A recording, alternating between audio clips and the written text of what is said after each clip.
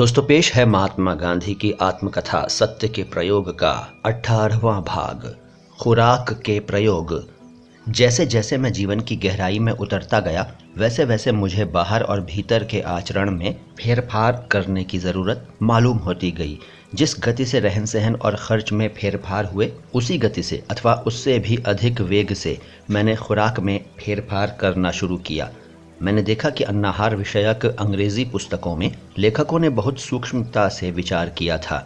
उन्होंने धार्मिक, वैज्ञानिक, व्यावहारिक और वैद्यक दृष्टि से अन्नाहार की छानबीन की थी। नैतिक दृष्टि से उन्होंने ये सोचा था कि मनुष्य को पशु पक्षियों पर जो प्रभुत्व प्राप्त हुआ है, वो उन्हें मार कर खाने के लिए नहीं बल्कि उनकी रक्षा के लिए है। अथवा जिस प्रकार मनुष्य एक दूसरे का उपयोग करते हैं पर एक दूसरे को खाते नहीं, उसी प्रकार पशु पक्षी भी उपयोग के लिए हैं, खाने के लिए नहीं। और उन्होंने देखा कि खाना भोग के लिए नहीं बल्कि जीने के लिए ही है। इस कारण कईयों ने आहार में मांस का ही नहीं बल्कि अंडों और दूध का भी त्याग सुझाया और किया। विज्ञान की दृष्टि से और मनुष्य की शरीर रचना को देखकर कई लोग इस परिणाम पर पहुंचे कि मनुष्य को भोजन पकाने की आवश्यकता ही नहीं है। वो वनपक्व फल यानी झाड़ पर कुदरती तौर पर पके हुए फल खाने के लिए पैदा किया गया है। दूध उसे केवल माता का ही पीना चाहिए। दांत निकलने के बाद उसको चबा सकने योग्य खुराक ही लेनी चाहिए।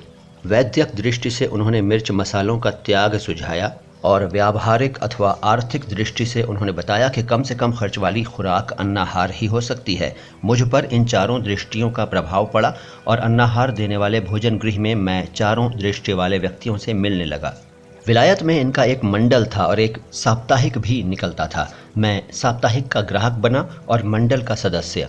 कुछ ही समय में मुझे उसकी कमेटी में ले लिया गया। यहाँ मेरा परिचय ऐसे लोगों से हुआ जो अन्नाहारियों में स्तंभ रूप माने जाते थे। मैं प्रयोगों में व्यस्त हो गया।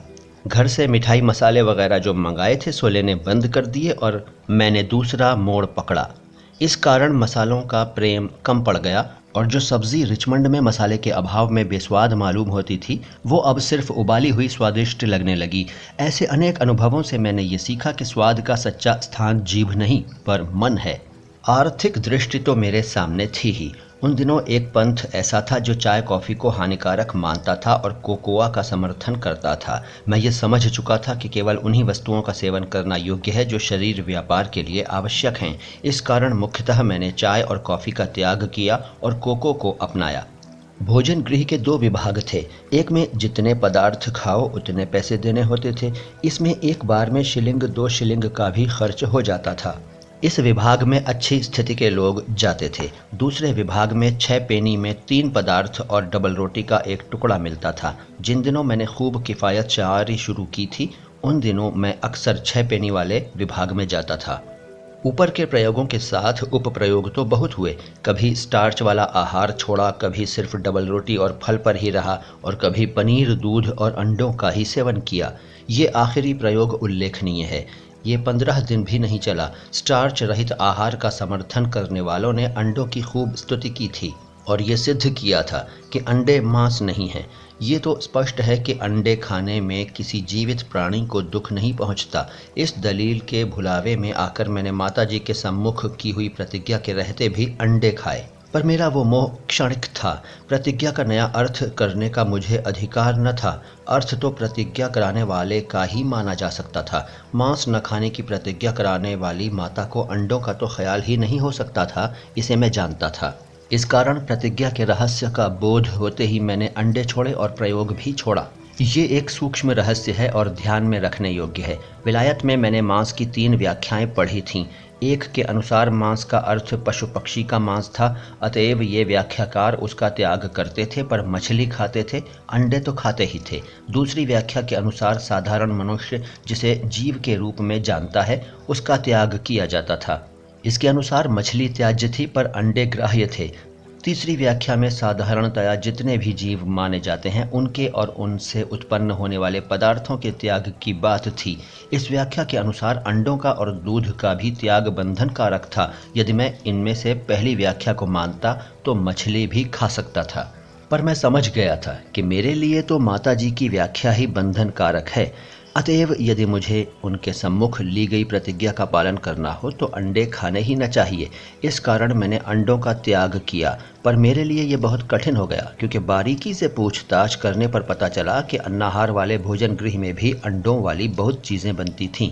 तात्पर्य ये कि वहाँ भी भाग्यवश मुझे तब तक परोसने वालों से पूछताछ करनी पड़ी थी जब तक कि मैं अच्छा जानकार न हो गया, क्योंकि कई तरह के पुडिंग में और कई तरह की केक में तो अंडे होते ही थे। इस कारण एक तरह से तो मैं जंजाल से छूटा, क्योंकि थोड़ी और बिल्कुल सादी चीज़ें ही ले सकता था। दूसरी तरफ थोड़ा आघात भी लगा, क्योंकि जीभ से लगी हुई कई चीज़ों का मुझे त्याग करना पड़ा था, पर वो आघात क्षणिक था। प्रतिज्ञा पालन का स्वच्छ, सूक्ष्म और स्थायी स्वाद उस क्षणिक स्वाद की तुलना में मुझे अधिक प्रिय लगा। पर सच्ची परीक्षा तो आगे होने वाली थी, और वो एक दूसरे व्रत के निमित्त से। जिसे राम रखे उसे कौन चखे। इस अध्याय को समाप्त करने से पहले प्रतिज्ञा के अर्थ के विषय में कुछ कहना जरूरी है। मेरी प्रतिज्ञा माता के सम्मुख किया हुआ एक करार था। दुनिया में बहुत से झगड़े केवल करार के अर्थ के कारण उत्पन्न होते हैं। इकरारनामा कितनी ही स्पष्ट भाषा में क्यों न लिखा जाए, तो भी भाषा शास्त्री राई का पर्वत कर देंगे। इसमें सभ्य असभ्य का भेद नहीं रहता। स्वार्थ सबको अंधा बना देता है। राजा से लेकर रंक तक सभी लोग करारों के खुद को अच्छे लगने वाले अर्थ करके दुनिया को, खुद को और भगवान को धोखा देते हैं। इस प्रकार पक्षकार लोग जिस शब्द अथवा वाक्य का अपने अनुकूल पड़ने वाला अर्थ करते हैं, न्याय शास्त्र में उसे द्व्यर्थी मध्यम पद कहा गया है। सुवर्ण न्याय तो यह है कि विपक्ष ने हमारी बात का जो अर्थ माना हो वही सच्चा माना जाए। हमारे मन में जो हो वो खोटा अथवा अधूरा है। और ऐसा ही दूसरा सुवर्ण न्याय ये है कि जहाँ दो अर्थ हो सकते हों वहाँ दुर्बल पक्ष जो अर्थ करे वही सच माना जाना चाहिए। इन दो सुवर्ण मार्गों का त्याग होने से ही अक्सर झगड़े होते हैं और अधर्म चलता है। और इस अन्याय की जड़ असत्य है। जिसे सत्य के ही मार्ग पर जाना है उसे सुवर्ण मार्ग सहज भाव से मिल जाता है। उसे शास्त्र नहीं खोजने पड़ते। माता ने मांस शब्द का जो अर्थ माना और जिसे मैं उस समय समझा वही मेरे लिए सच्चा था। वो अर्थ नहीं जिसे मैं अपने अधिक अनुभव से या अपनी विद्वत्ता के मद में सीखा समझा था। इस समय तक के मेरे प्रयोग आर्थिक और आरोग्य की दृष्टि से होते थे। विलायत में उन्होंने धार्मिक स्वरूप ग्रहण नहीं किया था। धार्मिक दृष्टि से मेरे कठिन प्रयोग दक्षिण अफ्रीका में हुए, जिनकी छानबीन आगे करनी होगी, पर कहा जा सकता है कि उनका बीज विलायत में बोया गया था। जो आदमी नया धर्म स्वीकार करता है उसमें उस धर्म के प्रचार का जोश उस धर्म में जन्मे हुए लोगों की अपेक्षा अधिक पाया जाता है।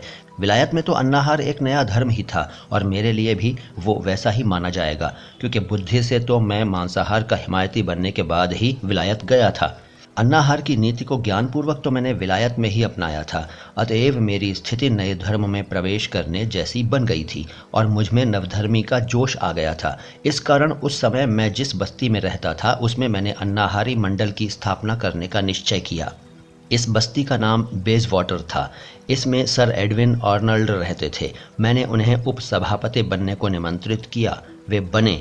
डॉक्टर ओल्डफील्ड सभापति बने। मैं मंत्री बना। ये संस्था कुछ समय तक तो अच्छी चली, पर कुछ महीनों के बाद इसका अंत हो गया, क्योंकि मैंने अमुक मुद्दत के बाद अपने रिवाज के अनुसार वो बस्ती छोड़ दी।